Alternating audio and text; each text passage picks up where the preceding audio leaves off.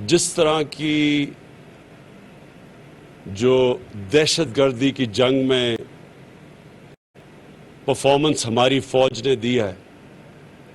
ہم نے اور بھی دنیا میں دیکھا، افغانستان میں دیکھا کہ کسی فوج نے اس طرح اتنے مشکل حالات میں اور اس طرح کی جنگ لڑ کے اور ملک کو محفوظ کیا دہشت گردوں سے، اس کی مثال اور دنیا میں نہیں ملتی جس لیول کی جنگ لڑی گئی۔ اور ہماری ماشاءاللہ فوج کو جو تجربہ ہوا، میں سمجھتا ہوں کہ ہماری ساری قوم میں یہ اعتماد ہے کہ کوئی کسی قسم کی دہشت گردی پاکستان میں کامیاب نہیں ہو سکتی۔ اور میں اس لیے آج آپ کو یہاں نوشکی آ کے اپنی قوم کی طرف سے بتانا چاہتا ہوں کہ ہمیں آپ کے اوپر پورا اعتماد ہے، اور جس طرح آپ نے یہ 2003-04 کے بعد جس طرح یہ ملک کو محفوظ رکھا، ہمیں پورا اعتماد ہے کہ ہمارے ملک میں کوئی کسی قسم کی دہشت گردی کوئی نقصان نہیں پہنچا سکتی۔ میں آج یہ بھی آیا ہوں کہ اپنی ایف سی کو میں آج یہ پیغام دوں کہ ہم نے آپ کی اور رینجرز کی تنخواہوں میں 15% ہم نے اب اضافہ کیا۔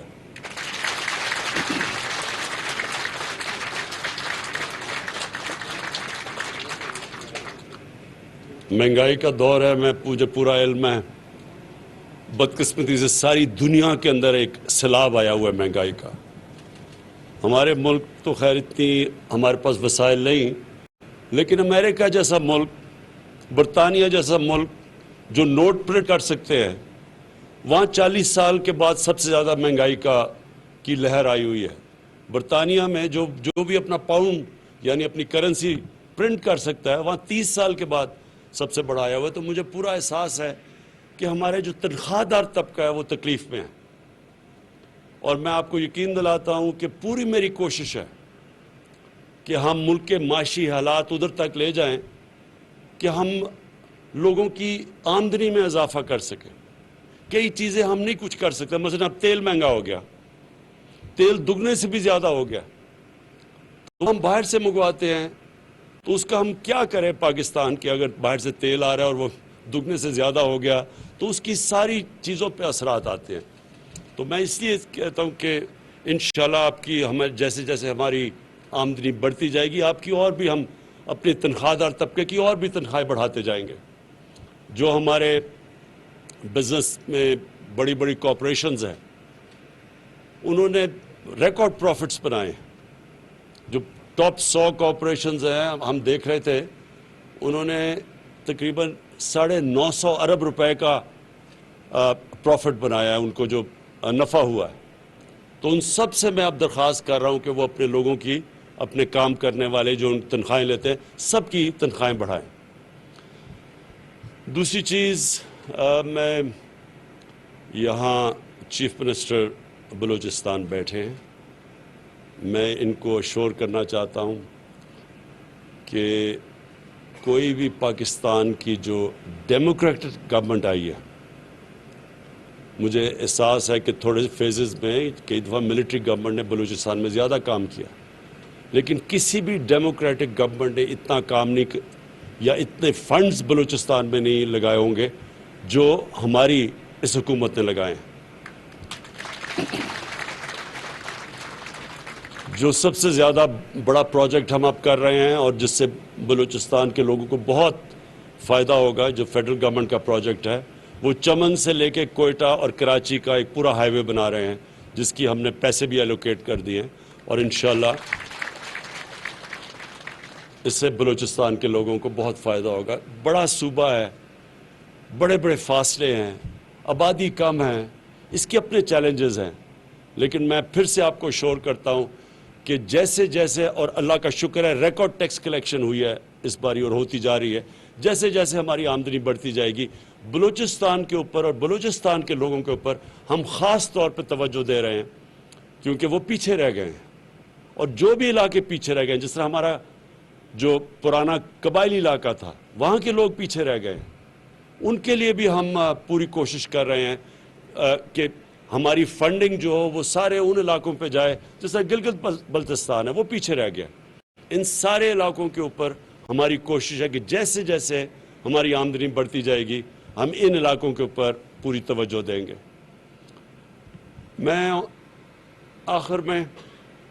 اپنی قوم کو ایک پیغام دینا چاہتا ہوں، ادھر آ کے نوش کی آ کے اس لیے کہ پھر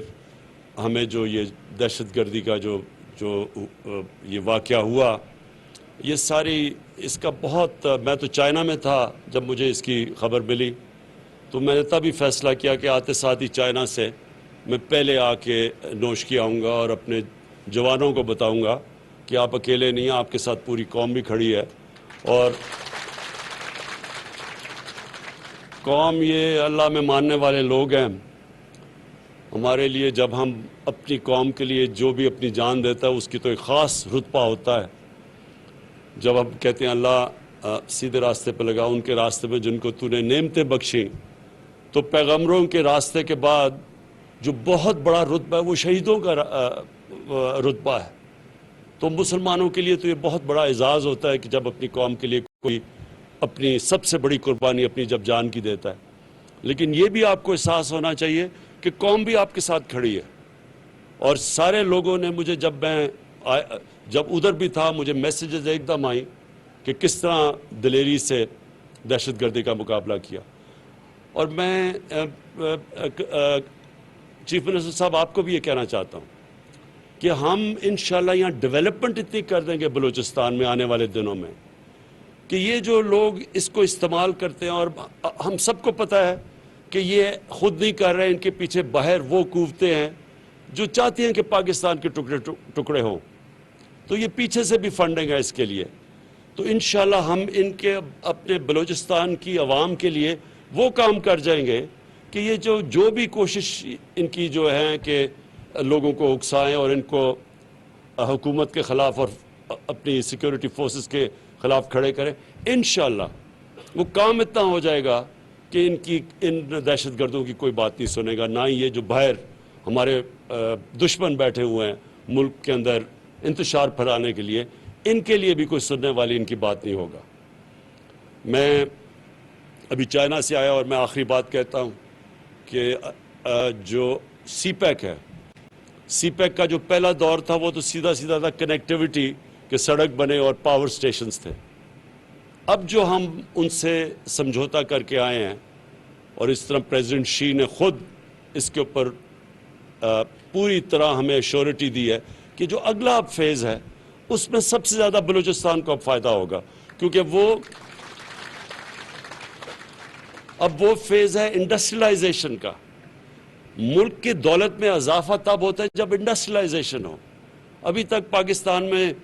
آج سے 50 سال پہلے جو بڑی تیزی سے انڈسٹریلائز ہو رہا تھا پاکستان، بدقسمتی سے وہ پیچھے رہ گئے، ہم ٹریڈنگ ملک بن گیا۔ اب جو انڈسٹریلائزیشن کی طرف ہم جا رہے ہیں، اسپیشل اکنامک زونز، اب یہ جو اگلا فیز سی پیک ہے وہ انڈسٹریلائزیشن کا ہے۔ وہ جو دنیا ٹیکنالوجی کی طرف، انفارمیشن ٹیکنالوجی کی طرف تیزی سے آگے جا رہی ہے، اب وہ انفارمیشن ٹیکنالوجی کا ہے۔ اور پھر جو چائنا ہماری پوری مدد کر رہا ہے اب زراعت کے اندر، ایگریکلچر کے اندر، اگر جو پروڈکٹیوٹی یعنی جو وہ پیداوار لیتے ہیں اپنے ملک میں، اگر ہم اب یہ سوچیں کہ وہ 2-3 گنا زیادہ ان کی پیداوار ہوتی ہے، ہم اگر اپنی پیداوار آدھی بھی بڑھا دیں تو آپ یہ سوچیں کہ پاکستان اناج ایکسپورٹ کرنے والا ملک بن جائے گا۔ تو وہ اب ہم اس فیز پہ چلے گئے ہیں کہ وہ اب ہم سی پیک جو فیز 2 ہے اس میں technology transfer, information technology, industrialisation, اور سب سے بڑی بات جو زراعت جس کے اوپر ہمارا اکثریت ہمارے ملک رہتی ہے، تو اب اس کے اوپر ہم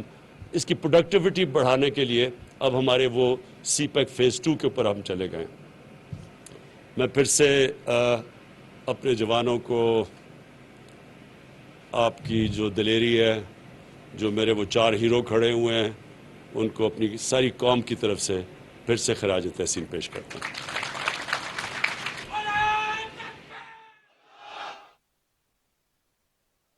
دمشق میں وزیر اعظم عمران خان فوجی جوانوں سے خطاب کر رہے ہیں. ان کی جانب سے